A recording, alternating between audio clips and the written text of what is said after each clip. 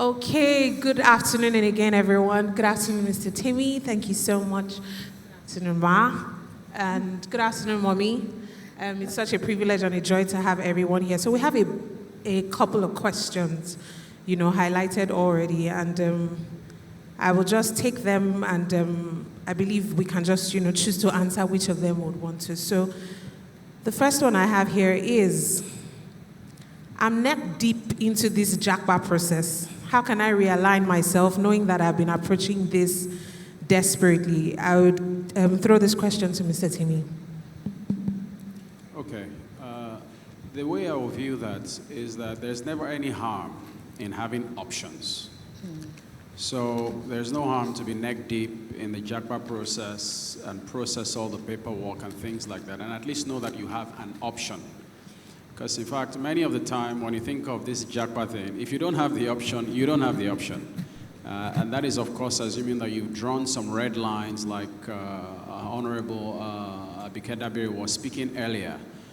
You know that you're not going to go the illegal route and things like that. So sometimes the option might just not be available to you, and it's good to know that. Now, in the event that you are neck deep in the process, then the question is, how far in are you? If it's one of those where you are exploring, I usually advise people there is no harm as long as you are disciplined enough to, even when you have it as an option, to make the right decision as to whether to use it or not. So I would not discourage you from exploring, of course, if it doesn't take away from other things. Now, if you are neck deep to the point where you are maybe about to travel away, there's never a wrong time to make the right decision.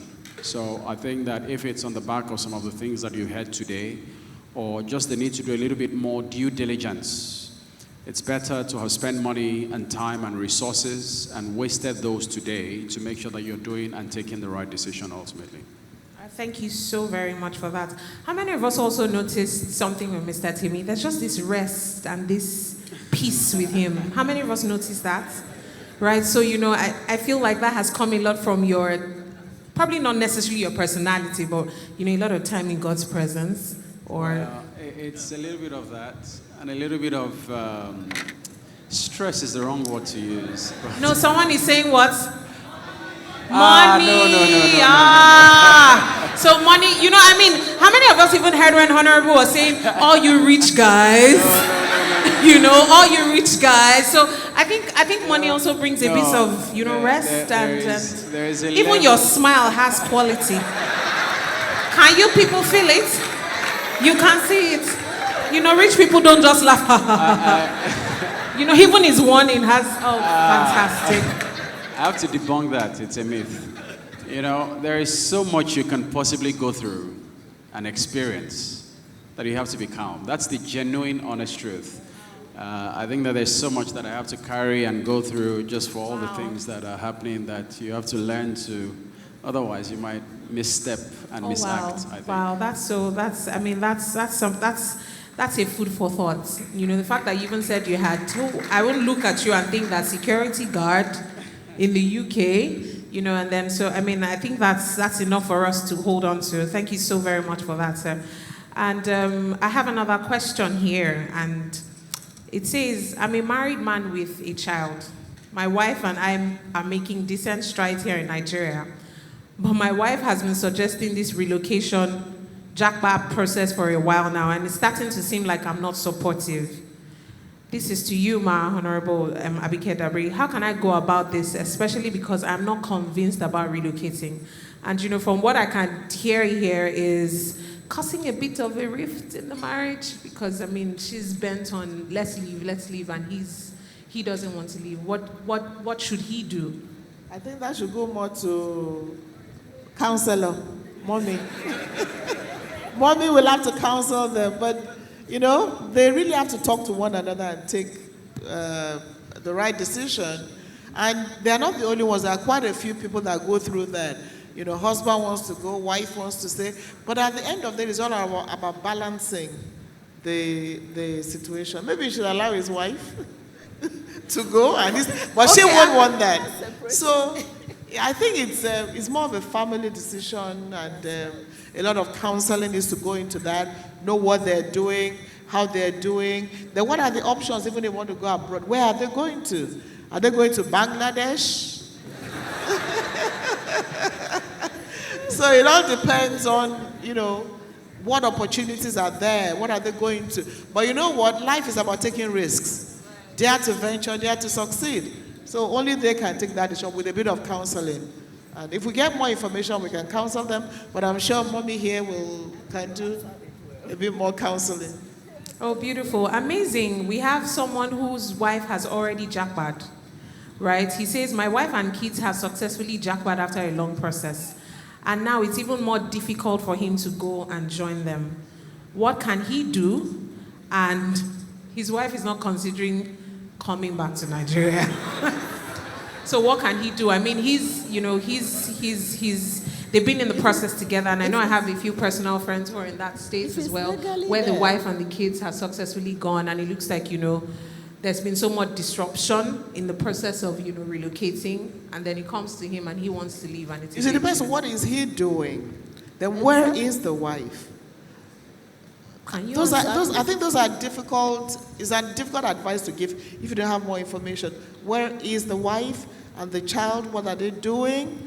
Does he want to go visit them and spend some time? No, he wants to relocate as well. They have relocated after a long process. So if his wife has relocated the son and they're doing well, why not? Exactly. No, he says it's a bit difficult for him now. Why? If he's legally there, it's good. Well, he's not. The questions here, I mean, it's not so clear. I guess that it's a bit difficult for him to go and join them. What can he do? And I think some questions can be sent to us via email. If, we get more information, I think we can help out. But it's more of a personal... hand over to Mommy. I think if your wife is legally there, I don't see why it would be difficult for you to go. Maybe there's something you're not telling us, because if your wife is there, they can't stop you from going to see your wife if it's legally there. All right, thank you so very much for that, Ma. We appreciate the response. Okay, so I think this question is for Mommy. Where can one get study loans in Nigeria for postgraduate study abroad? Okay, a very good question. Our company works with FCMB and Union Bank.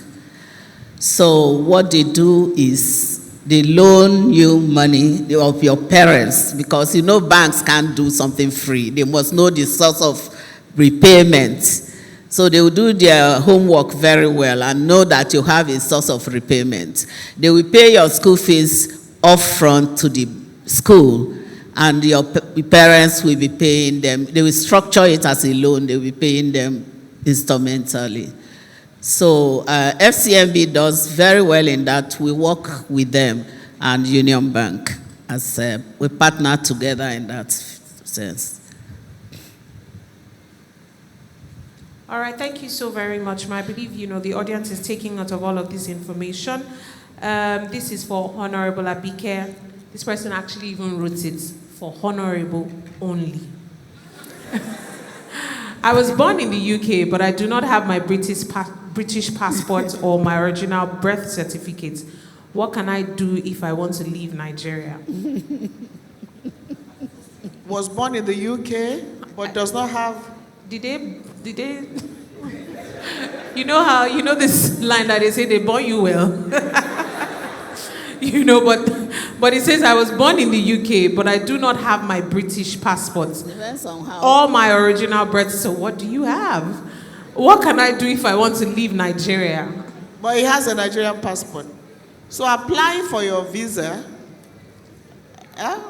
Although we can't say who asked the question. But again, if you want to discuss it after with more information, no problem. But apply. You have your Nigerian passport, right? So apply to go to the UK. Maybe when you get to the UK, go to their registry and find your birth certificate. I think adding to that, probably find out from your parents what hospital in the British they gave birth to. It depends on when he was born. Because, where was he born? When? How come you don't have your birth details or your passport? So there's a lot more. But if you were born there, you can be traced. If you know where you were born, the hospital and all that, the records will be there. It's possible that there may be something happened to the parents or something, so it might be a bit more complicated. Again, if you want to email, we can answer your question if we get more information. Can I answer But I think Mommy has some. If you were born after 1983, whether you were born in the UK or not, you are not a UK citizen, so you are not eligible to hold their passports. So we don't know when you were born.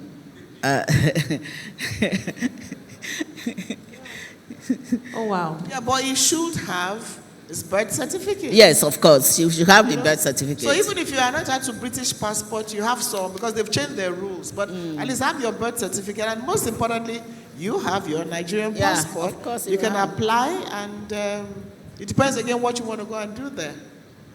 Thank you. Thank you so much, ma'am. Mr. Temi, this is for you. What do you have? What's your advice in saving? Okay, there are two questions for you. I mean, so one of them says that in considering how you shared your story with us, you know, the challenges you experienced, how were you able to hold it down for that period of time? You know, what was your driving force, right? In the period where you had to, you know, Japa first and then Japa second and then still had to do different roles. What was your driving force? What kept you going? And then the second question is, what do you advise in saving towards our kids' schooling in Canada or USA? I mean, I think she's speaking, or he or she is speaking concerning how you talked about disruption. And I mean, currently, okay, thank you. Sorry, excuse me. Currently, we know how the dollar and, you know, the dollar price and everything is quite unstable. And he says, what do you advise in saving towards our kids' schooling in Canada or USA? Do you advise we save in dollars or in Naira? Naira is losing value daily and FX is scarce. What do you advise? So I have two questions in one. Okay, thank you very much. Let me just very quickly address the other question about the couple, that the husband and the wife may be apart from each other. Because when I speak to a lot of people, especially even now increasingly people that are maybe 40 years old in my own age demography, late 30s, the truth is that sometimes there are no easy choices. You know, the truth is it might actually just make sense that the economic situation here is so difficult. They've seen that, you know, they've drawn their red line, Nigeria just won't work. And they both have to be apart. One of the things that I say is that it depends, one, of course, what your values and priorities are. If the marriage is that important to both of you, then sometimes sacrifices need to be made in, against this financial thing, or to set timelines as to, look, after a certain amount of time, we'll make sure that regardless we come back to connect. But to the question as to what was the driving force, I think part of it is probably one, personal. A lot of my friends will say that once I see what I would like to do, it's hard to shake me away from it. So there's just a drive there. So at this time, you know, I just finished school. I really did think that the best was ahead of me. And so there was no compromising that. There was that. Number two also, I think, is the fact that I just thought after all that's been given to me, then I really have to keep staying at it. The final thing I'll say is, again, back to personality. I also find that I don't struggle to maybe go through, I would say, maybe difficult times, to put it this way, because perspective then helps me to get through it and get to the other side. So yes, these were extremely difficult times for me personally, where, you know, you were disrespected, you were in all of these situations, financial things weren't clear. And by the way, you know, having done very well in school, a lot of my colleagues at the time appeared to be progressing and going ahead of you, whereas you were doing many of these things. But I think I would say on my side, it's just this personal thing that I find that still helps me and drives me today as I go through many of these potentially challenging situations. That perspective I find to be key. And then, of course, I spoke earlier about just God's word. You know, there's so many scriptures in the Bible. When you find the one that's for you, you will connect with it. And so when those times come, you have something to hold on to. I think it then helps you through. The second question around the savings, I think it's a very, very good question. Anyone who has kids today who is maybe over 5, you must be thinking about their school fees, potentially, and their future. Today, there is a global correction happening in front of everybody in the financial markets globally. If you didn't get a chance to invest in many assets, equities, there's a correction happening, and if you're aware and intentional enough, the opportunities to invest profitably will show up, and you can participate. So, for example, just to say very quickly, when I look at Nigeria, we're in an electoral cycle now, and by God's grace, if everything goes well, people say that when they look at the 2 candidates ahead of us, that maybe things should change, a momentum. It's important then as Nigerians that you start to ask, when this cycle turns, where are the opportunities? You look at the stock market, there's a chance that foreign capital comes back in, that prices go higher, there's a chance that other assets also perform differently. Also, I think it's good to be intentional about that. So sorry, I took a lot of time. But no, not a problem. Thank you so very much. So if I hear you clearly, it's more like, opportunity meets preparedness. So, concerning that, so you're advising Nigerians to also prepare for what is ahead. Precisely. And what is to come after the, election. Precisely. So thank you so very much for that. And one more thing I think I observed from everything you said is your personal convictions are one of the things that, drove you and kept you going even during those seasons. So it's important that everyone who is here be personally convinced, be awakened to who you are and the knowledge of God that is on your inside. Thank you so very much, Mr. Temi. We appreciate that. Okay, so this is for you, Honorable. This question is very deep. So she says she's settled, she's successfully migrated abroad. But because of the things that have been said about Nigerians in her current place of work, it's so hard for her to prove herself. Like, it's really difficult for her to prove herself. So, the first thing is, I think I'm helping her interpret what she's reading is she's gotten in there, she's settled, she has migrated successfully, but her colleagues and her bosses are not giving her, that opportunity to prove herself because she's Nigerian. Yeah, that really is deep. And she's not the only one affected. And here's the thing. If you go bad-mouthing your country, if you go destroying your country, you're ultimately destroying others and ourselves. But what she has to do is, she can't let that hold her down. She really, really will have to prove. And a lot of them actually come home and realize that this is not what we thought about your country. So she just has to keep marketing herself, marketing our country, and letting them know that this is who I am. You see, like I said, the bad are beginning to spoil the good. So when you have bad stories that's why we tell good stories about ourselves. So really, she can't let that hold her down. She really needs to show that this is me, not those person. One person commits a crime doesn't make me a criminal. So she has to just prove herself. And I want to appeal to those Nigerians who actually use their own mouth they will say they've traveled, they get to the airport and take pictures and say, I've left that useless country. I've left the zoo. You're actually denigrating yourself and every other person around you. So I understand her problem. We get a lot of that, but she will scale through by still striving to prove herself. Oh, wow, thank you. Tell her to invite all her bosses to Nigeria. They'll be my guest. Oh, beautiful. I hope you heard that, wherever you are watching from. And I will take this as our last question, and so we can just wrap this up and move on to the next line of action. So this is the last question for Mr. Temi. For someone who has experienced reasonably fast growth in his career here in Nigeria, what should be the red flags to consider when accepting job offers from international companies? From international companies, I would have actually thought maybe that's a good thing, actually, if you get jobs from them. So maybe I should, since it's not very clear, what red flags do I see and what things do I think help to catalyze and accelerate things? I spoke earlier about disruption. So I find that, just by the natural laws of the system and society we're in, of course, you have to also account for the sector that I am in. In financial services, it's not unusual to be agile and to be mobile. So one of the things that I find is just pure disruption. Whether you have a great job or not, to constantly ask yourself, what is next? And to make sure you're taking well-calculated moves around, what you do next. Number two also is just around relationships.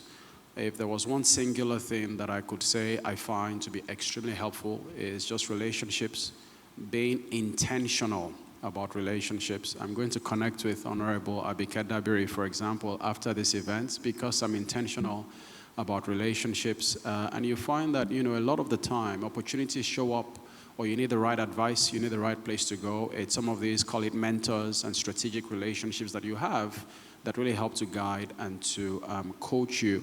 Now, as to the things to avoid in jobs and in situations, I think for me, first and foremost also is, what are those roles that you think, if you begin with the end in mind, fit and do not fit?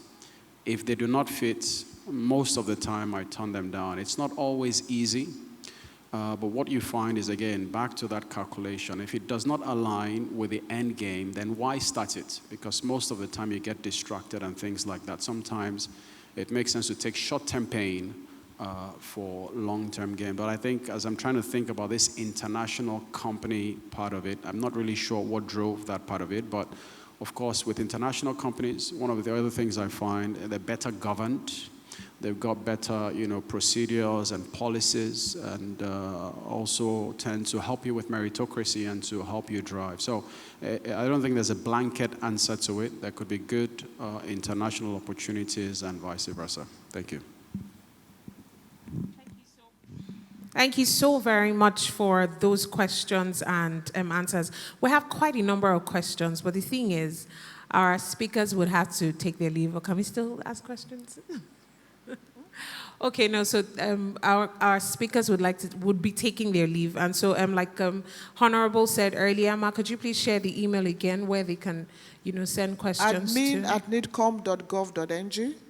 Okay, so our media team would put that up, and so everyone can still send in their questions. I believe, the team would be able to respond.